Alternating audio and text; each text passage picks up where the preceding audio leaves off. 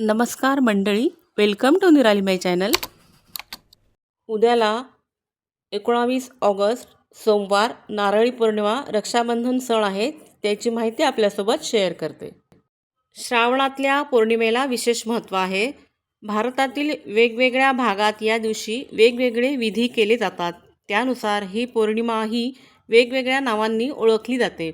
उत्तर भारतात या दिवशी रक्षाबंधन केले जाते. त्यावरून तिकडे या पौर्णिमेला राखीव पुनव म्हणतात. बऱ्याच भागातील लोक या दिवशी आपल्या मनगटावर किंवा गळ्यात सुताचे पोते बांधतात, म्हणून याला पोवती पौर्णिमा असेही म्हणतात.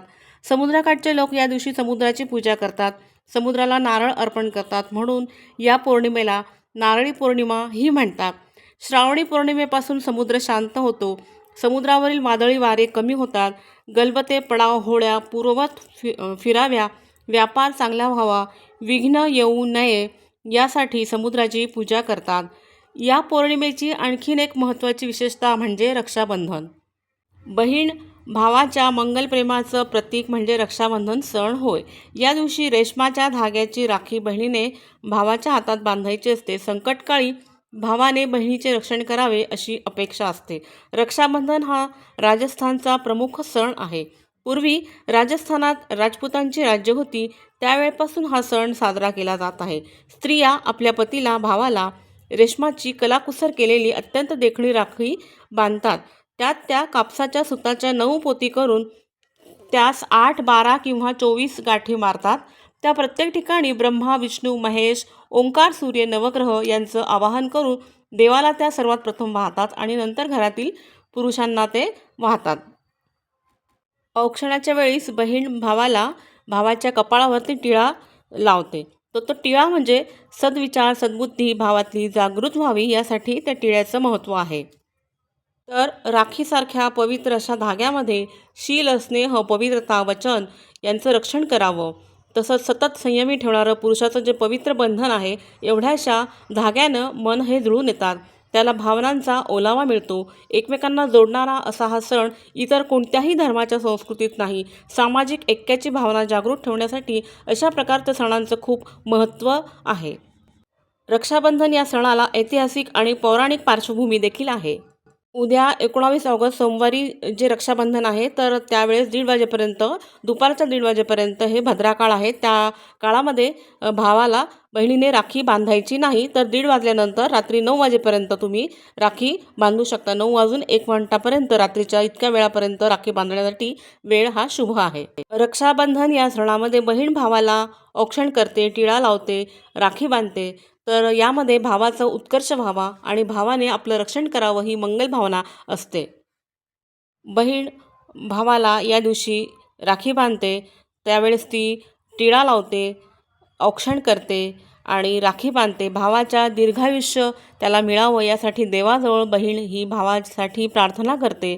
ज्यांना बहीण नाही त्यांनी आपल्या मुलीकडून राखी बांधावी किंवा कोणत्याही स्त्रीकडून राखी बांधावी. आणि ज्यांना भाऊ नाही त्यांनी देवघरातील श्रीकृष्ण किंवा आपले सद्गुरू केले असतील तर त्यांच्याकडून किंवा चंद्राला राखी बांधावी. चंद्राला चंदमामा असेही आपण म्हणतोच ना. भावाला जसं औक्षण करतात तसे श्रीकृष्णाला, सद्गुरूला किंवा चंद्राला औक्षण करावे. पारंपरिक पद्धतीने औक्षण करावं. बहिणीचं तोंड पूर्वेला असावं आणि भावाचं तोंड हे पश्चिमेला असावं. पाटाभोवती रांगोळी काढावी. भावाला तिलक करावा. भावाच्या उजव्या मनगटावर राखी बांधावी. औक्षणानंतर भावाने बहिणीला भेटवस्तू द्यावी. नाही दिली तरी सुद्धा चालते, आशीर्वाद द्यावा, पण काहीतरी द्यावं. वयोमानानुसार बहीण आणि भाऊ जसे लहान किंवा मोठे असतील त्यानुसार एकमेकाला त्यांनी नमस्कार करावा.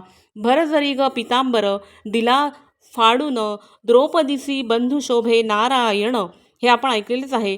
तर इंद्राची देखील अशीच एक आख्यायिका आहे. कारण हा सण केव्हा सुरू झाला याविषयीचं निश्चित माहिती नसली तरी आपण हे पौराणिक संदर्भ आपण त्यांचं पार्श्वभूमी घेऊ शकतो.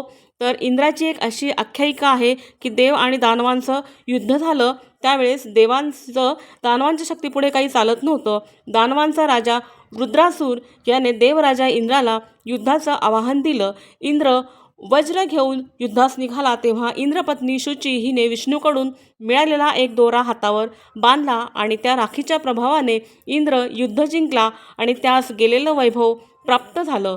पुन्हा त्याला सगळं वैभव मिळालं. त्या दिवशी श्रावण पौर्णिमा होती. तेव्हापासून हा रक्षाबंधनाचा सण सुरू झाला. द्रौपदीनेही अंगावरील साडीचा पदर फाडून श्रीकृष्णाच्या बोटाला बांधलेलं होतं. ज्यावेळेस श्रीकृष्णाला जखम झालेली होती त्यावेळेस, तर श्रीकृष्णाने देखील द्रौपदीचे ज्यावेळेस वस्त्रहरण झाले तेव्हा असंख्य वस्त्रांनी तिचं रक्षण केलं होतं. दक्षिण भारतात देखील रक्षाबंधनाप्रमाणेच कार्तिकेय हा सण साजरा होतो, पण तो कार्तिक महिन्यात असतो. या पौर्णिमेचे आणखी एक नाव पवती पौर्णिमा. पवते याचा अर्थ पवित्र. पवते घालण्याच्या विधीस पवित्रारोपण असे नाव आहे. या दिवशी सुताची ही पवती देवास अर्पण करण्याची स्वतः गळ्यात किंवा बोटात घालण्याची पद्धत आहे. आणखीन या दिवशी श्रावणीसुद्धा केली जाते, म्हणजे जानवीसुद्धा बदलली जातात. लग्न झालेल्या पुरुषांना 2 जानवे आणि मुंज झालेल्या मुलाला 1 जानवं घातलं जातं. तर नारळी पौर्णिमेला रक्षाबंधन हा बहीण भावाच्या प्रेमाचा, राखी बांधण्याचा असा हा पवित्र प्रेमाचा असा सण असतो. रक्षाबंधनाच्या आपणा सर्वांना खूप खूप मंगलमय शुभेच्छा. माहिती कशी वाटली ते कमेंट करून नक्की सांगा. Please like, share and subscribe निराली माय चॅनल. थँक्यू.